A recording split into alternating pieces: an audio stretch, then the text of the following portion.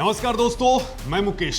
दोस्तों, भारत ने हमेशा से ही नेपाल को अपना सबसे करीबी और सबसे अहम पड़ोसी माना है, लेकिन अब उसी नेपाल की तरफ से लगातार कुछ ऐसे कदम उठाए जा रहे हैं जो सदियों पुराने रोटी बेटी के रिश्ते के लिए बड़ी चुनौती बन गए हैं। लिपुलेख से लेकर के बॉर्डर पर लगातार नए नए कस्टम टैक्स, नेपाल का रुख आक्रामक होता जा रहा है। लेकिन इस कड़वाहट के बीच में भारत ने अचानक नेपाल के वीरगंज में कुछ ऐसा कर दिया है जिसने सबको सोचने पर मजबूर कर दिया है। आखिर ऐसा क्या हुआ है कि तनाव के चरम पर होने के बावजूद भारत ने नेपाल को एक ऐसा पावरफुल तोहफा दे दिया है जिसने नेपाल के सुरक्षा महकमे को भी हैरान कर दिया है। क्या भारत की ये गिफ्ट डिप्लोमेसी नेपाल के भीतर उठ रहे भारत विरोधी आवाजों को शांत करने का कोई मास्टर स्ट्रोक है, या फिर ये नेपाल की नई सरकार को एक कड़ा और क्लियर संदेश है कि हिमालय की सुरक्षा सिर्फ और सिर्फ नई दिल्ली के साथ मिलकर के ही तय हो सकती है? और सबसे बड़ा सवाल, क्या नेपाल का ये आक्रामक रवैया उसे एक ऐसी दिशा में धकेल रहा है जहां से वापसी मुश्किल हो जाएगी? दोस्तों, इस पूरी कहानी को समझने के लिए हमें थोड़ा सा फ्लैशबैक में चलना होगा और उस राजनीतिक बदलाव को देखना होगा जिसने इस पूरे विवाद की नींव रखी है। दरअसल दोस्तों, मार्च के अंदर जब काठमांडू की सत्ता में बालेंद्र शाह का राज्याभिषेक हुआ तो इसे नेपाल की राजनीति में एक नए युग की शुरुआत माना गया। प्रचंड बहुमत के साथ सत्ता में आए इस नए नेतृत्व से काठमांडू के युवाओं को बहुत ज्यादा उम्मीदें थी। नई दिल्ली के रणनीतिकारों को यह लगा कि शायद अब पुरानी कड़वाहट खत्म होगी और दोनों देशों के बीच विकास का एक नया अध्याय स्टार्ट होगा।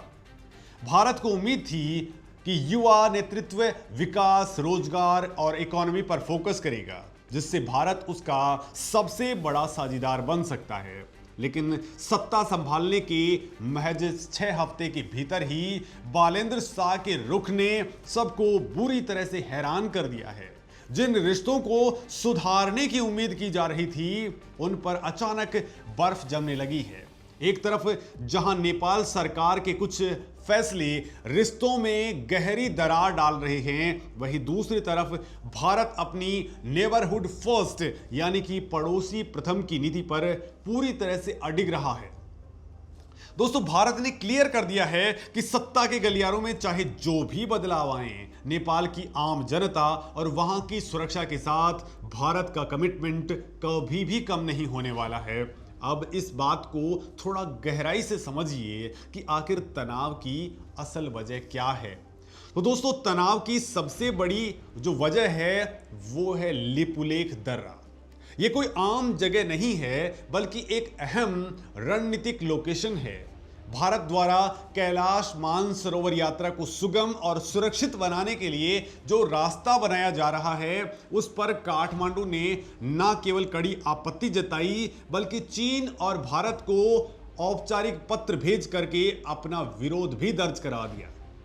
लिपुलेख दोस्तों वही इलाका है जिस पर नेपाल अपना दावा करता है, जबकि हिस्टोरिकली और जमीनी हकीकत यह है कि ये भारत का अपना संप्रभु क्षेत्र है। दोस्तों, कैलाश मानसरोवर का ये रास्ता भारतीय श्रद्धालुओं के लिए एक बहुत बड़ा सपना था और नेपाल का इस पर अड़ंगा लगाना सीधे तौर पर भारतीय भावनाओं को आहत करने वाला कदम था। लिपुलेख का विवाद अभी सुलझा भी नहीं था कि काठमांडू की ओर से और ऐसा फैसला सामने आया जिसने सीधे जनता को चोट पहुंचाई। नेपाल सरकार ने भारत नेपाल बॉर्डर के ऊपर नई कस्टम ड्यूटी यानी सीमा शुल्क लगा दिया। 200 सदियों से भारत और नेपाल के बीच एक खुला बॉर्डर रहा है। यहाँ के लोग बिना किसी रोक टोक के आते जाते रहे हैं, व्यापार करते रहे हैं और एक दूसरे के सुख दुख में शामिल होते हैं। दोस्तों, इस नए कस्टम टैक्स की वजह से सदियों से चले आ रहे इस स्थानीय व्यापार पर अचानक से संकट के बादल मंडराने लगे। नेपाल के इस कदम से सबसे ज्यादा नुकसान खुद नेपाल के उन छोटे व्यापारियों और सीमावर्ती इलाकों के अंदर रहने वाले नागरिकों को हुआ जिनकी रोटी रोजी पूरी तरह से इंडियन मार्केट्स के ऊपर डिपेंडेंट है। दोस्तों, सूत्रों की अगर हम माने तो बालेंद्र शाह के सत्ता में आने के बाद से कूटनीतिक संवाद बढ़ने के बजाय और ज्यादा सिकुड़ गया है, दरवाजे बंद से हो गए हैं। हालात यहां तक पहुंच गए हैं कि उन्होंने भारतीय अधिकारियों से मिलने तक में भी कोई खास दिलचस्पी नहीं दिखाई है। कूटनीति की दुनिया में संवाद का टूटना सबसे खतरनाक संकेत माना जाता है। दोस्तों, जब दो पड़ोसी देश बातचीत करना बंद कर देते हैं तो गलतफहमियों को पनपने का पूरा मौका मिलता है।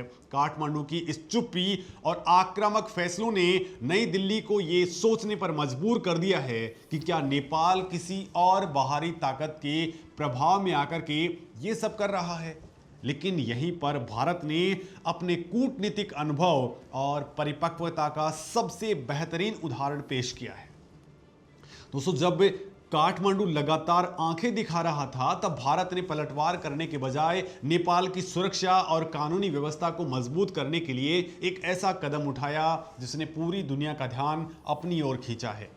भारत ने दिखा दिया कि वो किसी भी उकसावे में आकर के अपने पड़ोसियों के प्रति अपनी जिम्मेदारी से पीछे नहीं हटने वाला है। दरअसल नेपाल के वीरगंज से एक ऐसी तस्वीर सामने आई है जिसने दुनिया को बताया कि भारत के लिए नेपाल सिर्फ एक पड़ोसी मुल्क नहीं है बल्कि एक परिवार का हिस्सा है। भारत सरकार ने नेपाल की कानूनी व्यवस्था को अत्याधुनिक और मजबूत बनाने के लिए उपहार के तौर पर 10 विशेष कैदी वाहन सौंपे हैं। वीरगंज में आयोजित एक बेहद भव्य समारोह के अंदर भारत के वाणिज्य दूतावास के महाप्रबंधक देवी सहाय मीणा ने इन अत्याधुनिक गाड़ियों की चाबियां परसा जिले के मुख्य जिलाधिकारी भोला दहाल को सौंपी हैं।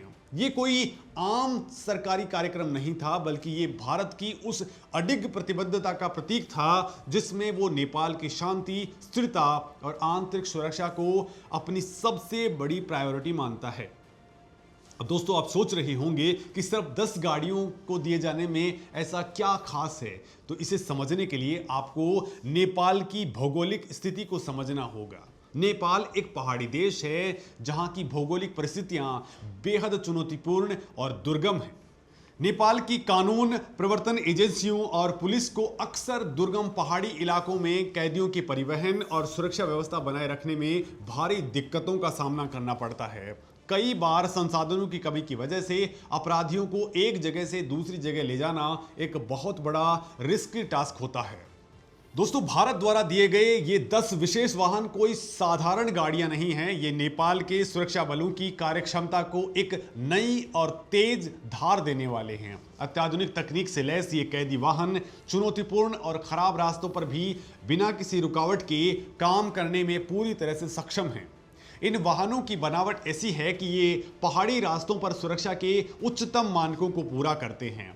भारत के इस सटीक और बेहद जरूरी तोहफे से नेपाल पुलिस की लॉजिस्टिक कैपेबिलिटी कई गुना बढ़ जाएगी।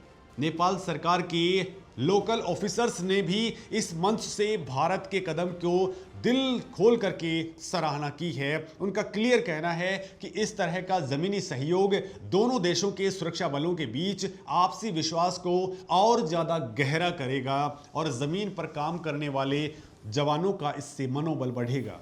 दोस्तों, ये कोई पहली बार नहीं है जब भारत ने मुश्किल वक्त में या फिर जरूरत पड़ने पर नेपाल का मजबूती से हाथ थामा हो। अगर आप दोनों देशों के इतिहास के पन्नों को पलटेंगे तो आपको ऐसे अनगिनत उदाहरण मिलेंगे जहां भारत ने हमेशा नेपाल की प्रशासनिक, ढांचागत और सुरक्षा जरूरतों का ख्याल रखते हुए काम किया है। ज्यादा पीछे जाने की जरूरत नहीं है। हाल ही के अंदर संपन्न हुए प्रतिनिधि सभा के चुनाव में कोई ही आप ले लीजिए, वहां नेपाल में शांतिपूर्ण और पारदर्शी चुनाव करवाना हमेशा से एक बड़ा लॉजिस्टिक चैलेंज रहा है। चुनावों के दौरान सुरक्षा बलों को एक बूथ से दूसरे बूथ तक पहुंचने, ईवीएम मशीनों को सुरक्षित ले जाने और दूर दराज के इलाकों में चुनाव अधिकारियों को पहुंचाने के लिए बड़े पैमाने पर गाड़ियों की जरूरत थी। तब भारत ने नेपाल के एक छोटे से अनुरोध पर बिना कोई वक्त गवाए 640 से ज्यादा वाहन उसे उपहार में दिए थे। इन वाहनों में पावरफुल एसयूवी, दुर्गम इलाकों के लिए पिकअप और बड़े ट्रक शामिल थे। दोस्तों, भारत की इस त्वरित मदद की वजह से ही नेपाल में चुनाव प्रक्रिया को सुचारू रूप से पूरा करवाने में बड़ी कामयाबी मिली थी। अगर हम आंकड़ों पर एक नजर डालें तो तस्वीर और भी ज्यादा साफ हो जाती है। अब तक भारत नेपाल पुलिस, सशस्त्र पुलिस बल और नेपाली सेना को उनकी क्षमता बढ़ाने के लिए 2000 से ज्यादा गाड़ियां भारत सौंप चुका है। यह कोई छोटा मोटा नंबर नहीं है। किसी भी देश की पुलिस और सेना की रीढ़ उसकी मोबिलिटी यानी कि गतिशीलता होती है। भारत ने नेपाल की इस रीढ़ को हमेशा मजबूत करने का काम किया है। सिर्फ नेपाल और पुलिस ही नहीं, भारत का यह सहयोग नेपाल के आम नागरिकों की जिंदगी को और सीधे तौर पर छूता है। नेपाल के सुदूर और दुर्गम गांवों में चलने वाली सैकड़ों अत्याधुनिक एम्बुलेंस भारत की ओर से दी गई हैं।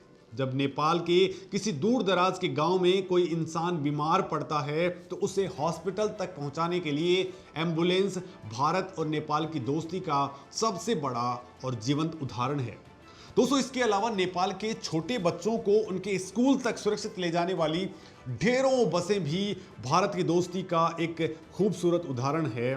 ये सारी चीजें साबित करती हैं कि भारत की नीतियां सिर्फ सरकारी फाइलों तक सीमित नहीं हैं, बल्कि वो नेपाल की सड़कों, वहां के अस्पतालों, वहां के स्कूलों में धड़कती हैं। और इन तमाम सकारात्मक और जमीनी हकीकत के बावजूद राजनीतिक स्तर पर जो बयानबाजी और टकराव देखने को मिल रहा है वो बेहद चौंकाने वाला है। भारतीय विदेश मंत्रालय के अधिकारी स्थिति पर पूरी पैनी नजर बनाए हुए हैं। साउथ ब्लॉक ने यह बिल्कुल क्लियर कर दिया है कि वो नेपाल के समग्र विकास और उसकी सुरक्षा के मुद्दे पर हमेशा उनके साथ चट्टान की तरह खड़ा रहेगा। भले ही राजनीति के ऊंचे गलियारों में कभी कभार खींचतान या फिर करवाड़ दिख रही है, लेकिन जमीन पर भारत और नेपाल का रिश्ता एकदम अटूट और बेदाग है। दोस्तों, भारत का नजरिया बहुत स्पष्ट है। सरकारें आती हैं, जाती हैं, राजनेताओं के सुर बदलते रहते हैं, लेकिन दोनों देशों की जनता के बीच जो खून का रिश्ता है उसे कोई राजनीतिक फैसला रातों रात खत्म नहीं कर सकता है। लिपुलेख का मुद्दा हो या फिर सीमा शुल्क जैसे व्यापारिक विषय, इन सभी पर कूटनीति की टेबल के ऊपर चर्चाएं जारी रहेंगी। भारत बातचीत के दरवाजे कभी बंद नहीं करता, लेकिन अपनी तरफ से लगातार सकारात्मक पहल करना भारत की एक और बड़ी परिपक्व शक्ति की पहचान है। वीरगंज में दी गई भारत की ये गिफ्ट डिप्लोमेसी पूरी दुनिया और खास करके उन ताकतों को एक बड़ा और क्लियर मैसेज है जो नेपाल को भारत के खिलाफ भड़काने की कोशिश में लगे हैं।